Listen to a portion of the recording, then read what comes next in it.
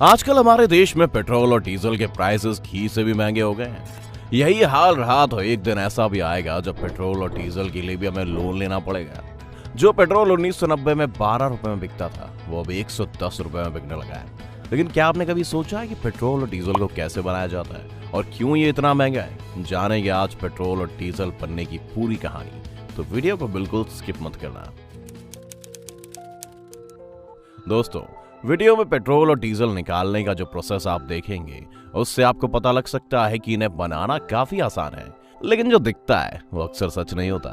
इनकी मैन्युफैक्चरिंग यानी कि इन्हें बनाने की प्रोसेस की वजह से भी पेट्रोल और डीजल इतने महंगे होते जा रहे हैं, क्योंकि इस प्रोसेस में अरबों रुपए खर्च होते हैं। ऐसा नहीं है कि पेट्रोल कंपनियां पेट्रोल और डीजल को सीधे जमीन से पंप करके निकाल लेती हैं और पेट्रोल पंप पर पहुंचा देती हैं, बल्कि उन्हें तो इस काम में बहुत मेहनत करनी पड़ती है। दरअसल पेट्रोल या डीजल हमें जमीन के भीतर से एक काले और गाढ़े तरल पदार्थ के रूप में मिलता है, जिसे पेट्रोलियम कहा जाता है, और ये दोनों ही फ्यूल इसी पेट्रोलियम से बनते हैं। पेट्रोलियम एक लैटिन शब्द है जिसका मतलब है चट्टानों से मिलने वाला तेल, जो कि जमीन के अंदर पाया जाता है।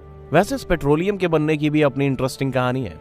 आज से हजारों लाखों साल पहले जब इस धरती पर समय समय पर कई बार विनाशकारी आपदाएं आई, तब धरती पर रहने वाले जानवर और पेड़ पौधे जमीन की गहराई में दब गए, और हजारों सालों तक दबे रहने के बाद जब ये पूरी तरह से डिकम्पोज हो गए तब ये पेट्रोलियम में कन्वर्ट हो गए।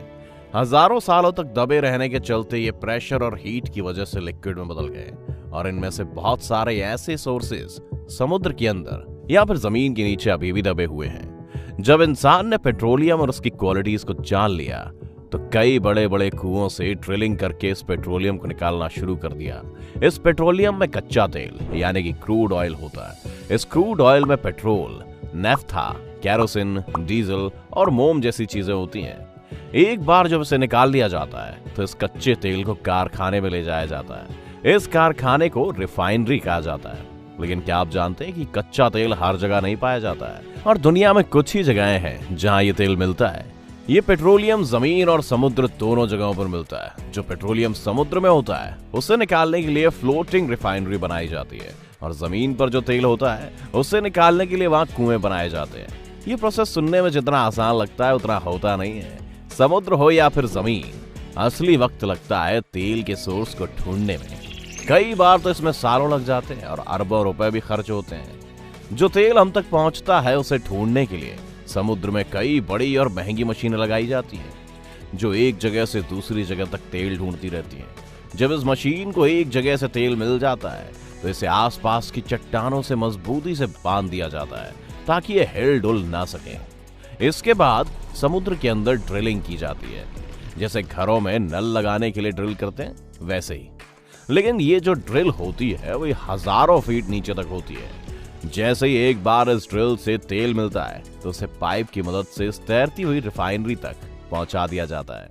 जमीन पर ड्रिलिंग का काम भी कुछ इसी तरह होता है। एक बार जब तेल को निकाल लिया जाता है तो इन्हें रिफाइनरी में ले जाया जाता है। इन रिफाइनरी में इस कच्चे तेल को बड़े बड़े सिलेंड्रिकल बर्तनों में डालकर गर्म किया जाता है। फिर अलग अलग टेम्परेचर पर कच्चे तेल में मौजूद चीजें अलग अलग पाइपों की मदद से निकाल ली जाती हैं। अब ये होता कैसे? असल में हमें पेट्रोल और डीजल पेट्रोलियम के अलग अलग टेम्परेचर पर मिलते हैं, इसीलिए इसे अलग अलग टेम्परेचर पर गर्म किया जाता है। आपको ये तो पता ही होगा कि हर तेल का अलग अलग बॉइलिंग पॉइंट होता है, और पानी का 100 डिग्री सेल्सियस। ऐसे ही कच्चे तेल का भी बॉइलिंग पॉइंट होता है, लेकिन इसे अलग अलग टेम्परेचर पर उबाला जाता है, क्योंकि इस कच्चे तेल में केरोसिन ऑयल और पेट्रोल डीजल होते हैं, जो अलग अलग टेम्परेचर पर ही मिलते हैं। जैसे जैसे हम पेट्रोलियम को उबालते हैं ये कच्चा तेल भाप बनने लगता है। इसे ऐसे समझिए कि डीजल को पाने के लिए 260 डिग्री तक कच्चे तेल को उबालना पड़ता है, और 40 डिग्री पर हमें पेट्रोल मिलता है। वहीं 160 डिग्री पर केरोसिन ऑयल मिलता है। इसी तरह एक कॉम्प्लेक्स प्रोसेस से पेट्रोल, डीजल और केरोसिन ऑयल जैसी चीजें हमें मिल जाती हैं। दोस्तों, अब आप समझ गए होंगे कि पेट्रोल किस तरह बनता है। एक बार जब हमें पेट्रोल और डीजल मिल जाता है तो इसकी टेस्टिंग होती है कि कितने ऑक्टेन का पेट्रोल मिला है। जितना ज्यादा ऑक्टेन उतना ज्यादा महंगा और अच्छा तेल माना जाता है। इसके बाद इसे टैंकर्स में भरकर ट्रांसपोर्ट किया जाता है। इस पूरे प्रोसेस में बहुत सारा इन्वेस्टमेंट होता है। इंडियन ऑयल और रिलायंस जैसी कंपनियां इंडिया में पेट्रोल और डीजल के लिए अरबों रुपए इन्वेस्ट करती हैं, तब कई जाकर पेट्रोल से हमारी गाड़ी चलती है। पेट्रोल बनने का प्रोसेस तो आपने जान लिया, तो ये भी बता दें कि इसकी कीमत इतनी ज्यादा क्यों होती है। पहला रीजन तो आपको अपने आप समझ आ गया होगा, जो कि है इसे निकालने का बेहद खर्चीला प्रोसेस। पेट्रोल और डीजल को निकालने के इस प्रोसेस को डिस्टिलेशन कहते हैं। इसी प्रोसेस की वजह से इनकी कीमत भी अलग अलग होती है। अब जिन देशों के पास अपने ऑयल रिजर्व होते हैं वहां ये तेल सस्ते पड़ते हैं, वहीं जिन देशों के पास ये रिजर्व नहीं होते जैसे कि इंडिया, वहां पर इनकी रिफाइनरी और डिस्टिलेशन का खर्चा बढ़ जाता है।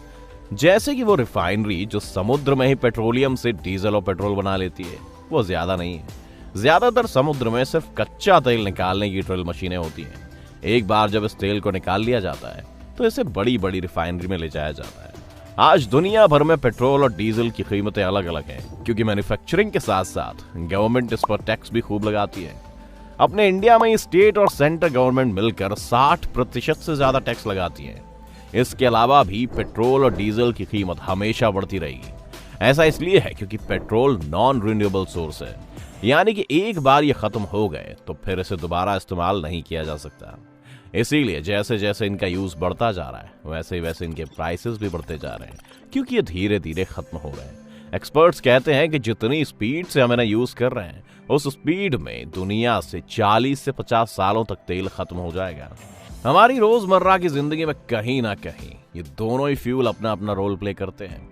किसानों को ट्रैक्टर से लेकर 5 स्टार होटलों के जनरेटर तक डीजल मांगते हैं। कुल मिलाकर पेट्रोल और डीजल आपके पीछे और आप पेट्रोल और डीजल के पीछे हमेशा रहते हैं। इसीलिए इस पूरे टाइम को ऑयल एज कहा जाता है। और आज के टाइम में ईरान, कुवैत और सऊदी अरब जैसे देश इसीलिए इतने अमीर हैं, क्योंकि दुनिया में सबसे ज्यादा ऑयल रिसोर्स इन्हीं के पास है और इनकी पूरी इकोनॉमी इसी पर डिपेंड करती है। और इन देशों का एक संगठन है जिसे ओपेक कहा जाता है, वही मिलकर तेलों की कीमतें भी तय करता है। एक तरह से तेल कीमतों पर इनकी मनमानी चलती है। आज भले ही सोलर एनर्जी और इलेक्ट्रिक एनर्जी जैसी टेक्नोलॉजी आ गई हो, लेकिन इनके भी प्रोडक्शन में कहीं ना कहीं इन दोनों फ्यूल्स का इस्तेमाल शामिल है। इससे आप ये भी समझ गए होंगे कि अरब के देश जिनके पास खूब सारा तेल है वो इतने अमीर क्यों हैं। अब आपको पूरी बात समझ आ गई होगी कि पेट्रोल और डीजल की कीमतें ज्यादा क्यों हैं और ये बनते कैसे हैं। अंत में बस हम यही कहेंगे कि पेट्रोल और डीजल नॉन रिन्यूएबल सोर्सेज हैं जो एक दिन खत्म हो जाएंगे। इसलिए आज के टाइम में सबसे ज्यादा जरूरी है कि रिन्यूएबल सोर्सेज की तरफ देखा जाए, जैसे सोलर एनर्जी और विंड एनर्जी, क्योंकि ये सोर्स जल्दी से खत्म होने वाले सोर्स नहीं है और इनकी लाइफ बहुत ज्यादा होती है। जितनी जल्दी हम इन सोर्सेज को यूज करने की टेक्नोलॉजी बना लेंगे, उतनी जल्दी हमें पेट्रोल की कीमतों से और इसे खत्म होने के डर से छुटकारा मिल जाएगा। ये टाइम भले ही ऑयल एज का है, लेकिन जैसे जैसे दुनिया बदल रही है और नए नए एक्सपेरिमेंट्स के साथ टेक्नोलॉजी बदल रही है, आने वाला टाइम इन्हीं रिन्यूएबल एनर्जी रिसोर्सेज का होगा। इसलिए जितनी जल्दी हम इसमें आगे निकलेंगे, उतना ही हम सुपर पावर बनने की होड़ में आगे होंगे। इस वीडियो का सफर यही था। वीडियो पसंद आया हो तो वीडियो को लाइक और शेयर करना ना भूलें, और अगर आप इस चैनल पर नए हैं तो चैनल को सब्सक्राइब जरूर करें। हम फिर लेकर आएंगे ऐसी ही नई नई जानकारी वाली बातें एक नए एपिसोड में। तब तक के लिए अलविदा।